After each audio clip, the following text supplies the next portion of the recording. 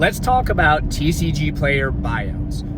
Before we dive into this, which I understand is one of my catchphrases in these videos actually, I want to just touch base on like a common perception or a common way that people view when they see a TCG player supply on a particular item dwindle down to near zero or absolute zero, which I don't know if you've been on TCG player recently, but I do quite a bit of sourcing there for, you know, various operations that I have going on, and there are quite a few cards that are completely out of stock and have been for a pretty prolonged period of time. When they pop up there, they're, you know, snatched up pretty quickly. And so a common misconception that people have, or perception perhaps, because I'm sure that there is a non-zero, you know, % chance of this happening to some extent sometimes, but you could say that about pretty much everything.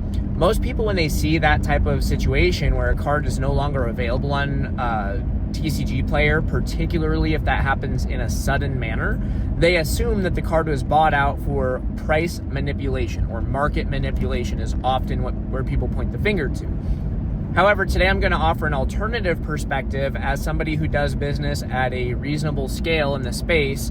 I've been buying and selling cards for 7 years now, and I buy and sell more cards now than I did 7 years ago. Like, it's progressively increased over the course of time, which kind of makes sense, right? Well, a few systems that I have in place right now in terms of like workflows is purchasing a high amount of particular SKUs. So I take a handful of cards, let's say, and I try to buy as many as I can. Like, if I can get my hands on 300 copies of a particular card in one sitting, I greatly prefer to buy in as big of quantity as possible. And so instead of slowly purchasing week over week, I just deploy a ton of capital into the cards that I know that I want, either to wipe out the available supply if it's all like pretty close to whatever the, you know, market price is for that item at that time, or I will just scrape the floor, which effectively means I'm buying all of the, you know, cheaper end stuff. And often a situation that I'll illustrate is like, say a card has been selling pretty repeatably for $9, okay? Well, if you go to the TCG player available listings and you filter near mint or whatever your standard procedure is, you're gonna see that there's probably X amount of copies available in between like $9 to $11. And then there's gonna be some that are jacked up to like $18, $27, etc. Okay?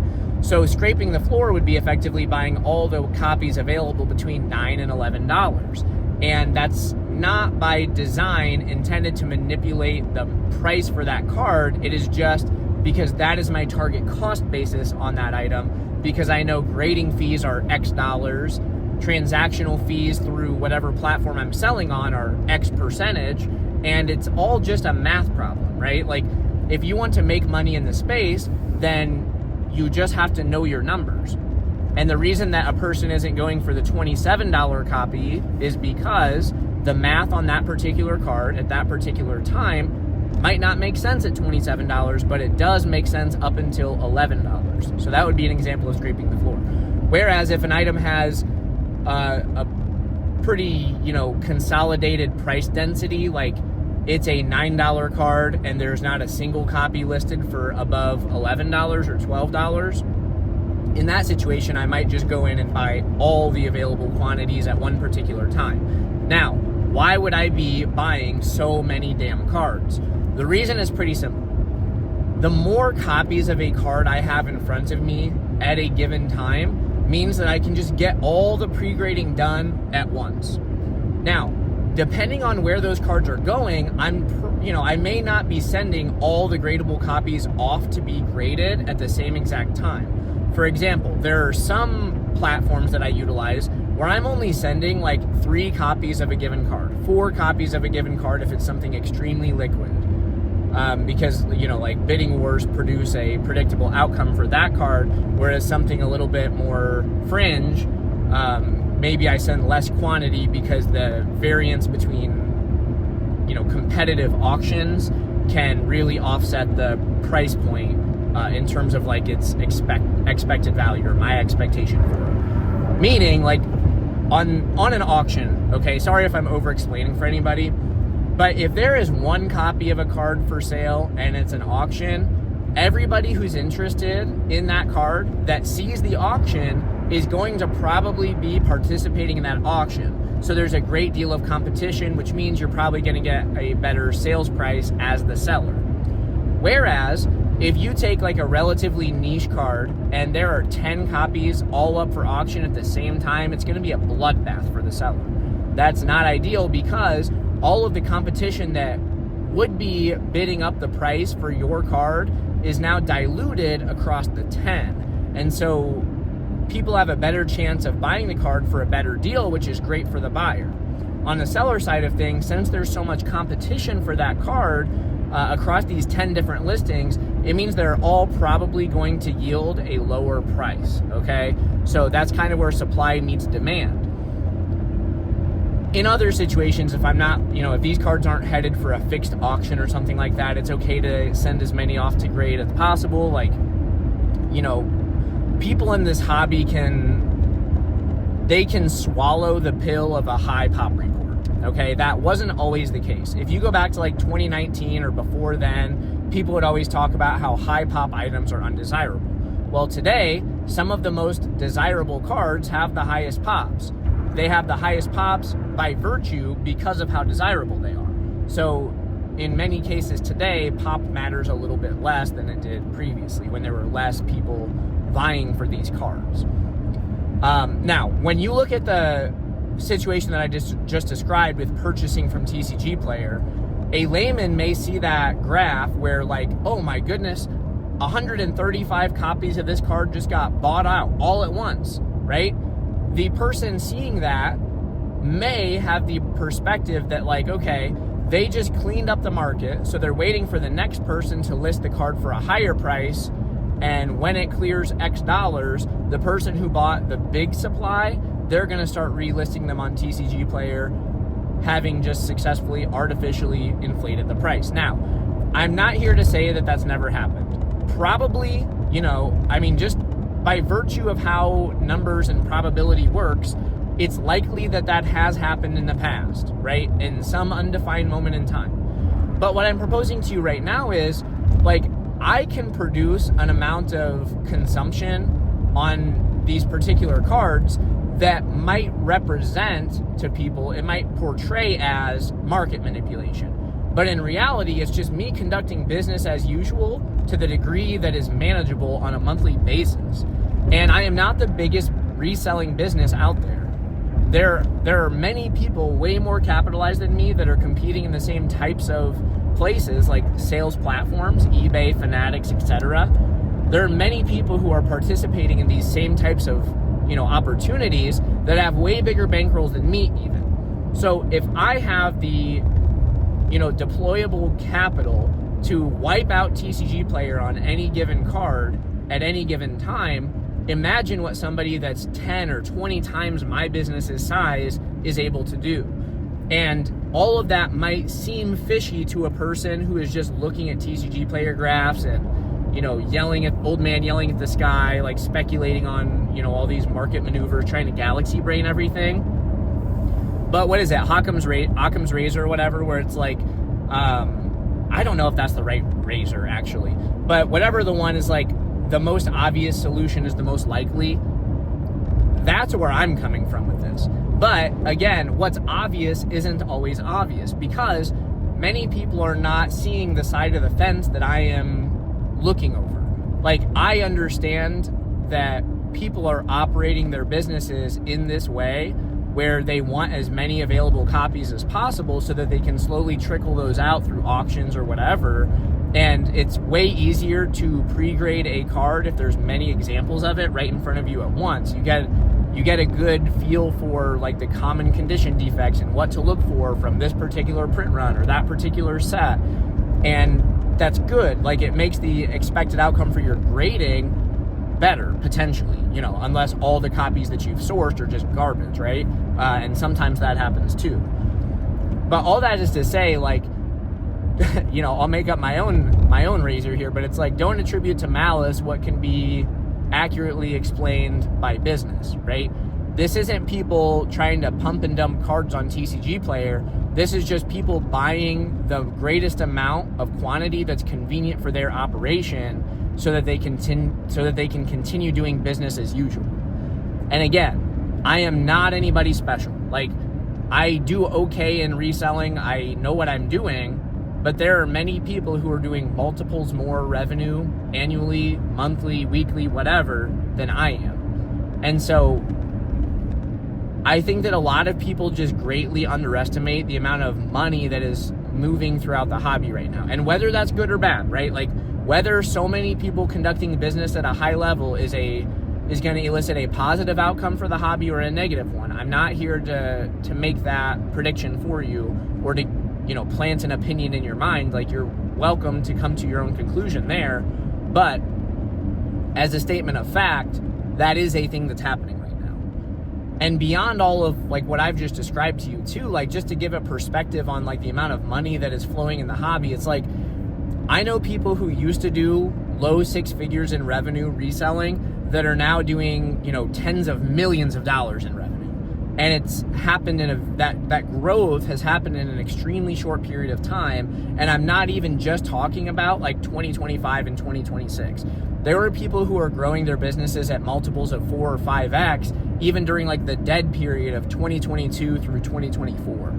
So substantial growth is not an uncommon thing to have witnessed in this hobby. And so you take like your average, in investing, you might call someone that just passively grows their Roth IRA or whatever and manages their own account. You might call them like a retail investor. If you take like these average like retail business type people and you think about them doing, several $100,000 in revenue annually, or millions or tens of millions of dollars in revenue, well, what do you think that all of these like digital rip services are doing in revenue? What do you think PSA is generating in revenue, right? Like, you look at all of the components of what the hobby is today, it's not simply just buyers, sellers, and collectors anymore. There are a diverse amount and a diverse like varieties of businesses operating within this space with the job of ultimately getting cards in the hands of people. Regardless of who these people are, like, these businesses are just supplying individuals with cards or supplying other businesses with cards, and they're doing it at an astonishing rate. And so again, it's not like people, I guess I say all this to kind of like hit home the point that people don't have to try to artificially pump and dump a card to expect price movement, okay? Just by the rate of consumption and the organic, or if you want to call it inorganic, demand that does exist in the hobby right now, price movement is just an inevitability of the interaction between supply and demand. And so all that is to say, if there is a bunch of people with a ton of money that can buy these cards and grade these cards, and there's a ton of, outflow platforms to get these cards to while you're still making money, it becomes like this massive vertically aligned infrastructure where people are making and spending a ton of money in the name of business. And all of this is only able to happen because there are a bunch of people willing to spend money in the name of either collection or business, right? And so I know I discussed more heavily the business or institutional capital side of things in terms of like money spent, but let's also not be dismissive of the amount of money that collectors now have in this space. Like, it used to be a big deal for somebody to buy all the alt arts from a set, right? But now it's like, if you allow yourself to doom scroll on like Reels or something like that, you're gonna see all these vendor POV videos of just average people wearing average clothes that show up with a binder worth 20K or 50K. And it's like, sure, some amount of those people must have had the cards beforehand, but other people are actively building collections, and they're spending a ton of money in today's dollars building these multi-5-figure, 6-figure collections like it's nothing. And so again, like, primary point here is there is a lot of money flowing in and out of this hobby. And what I'll end the video on is, if you think that's crazy, look at sports. okay? I know the numbers roughly speaking. Like, I understand that the lion's share of cards being graded right now are Pokemon cards. I get it. I believe that Pokemon is experiencing more grading submissions right now at PSA than all of sports combined. But what Pokemon is not doing is generating the same type of price point on, you know, what may seem as an insignificant card, right? Like, if you watch, again, if you allow yourself to doom scroll, which I have indulged in the last couple of weeks and I'm not proud of it, but if you allow yourself to go check out like King of Cards, like he's got a cool demeanor and he's always doing these crazy deals. It's like you'll get some player that seems like a B tier player, somebody that's not really that important, but if it's a one of one patch on card auto, you know, like some crazy concoction that was brewed up in the lab, I mean, that card is clearing like multiple 5 figures.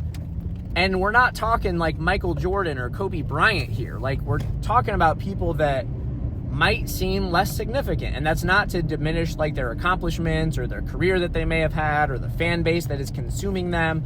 But again, look at the cards in Pokemon that are realizing multi 5-figure amounts.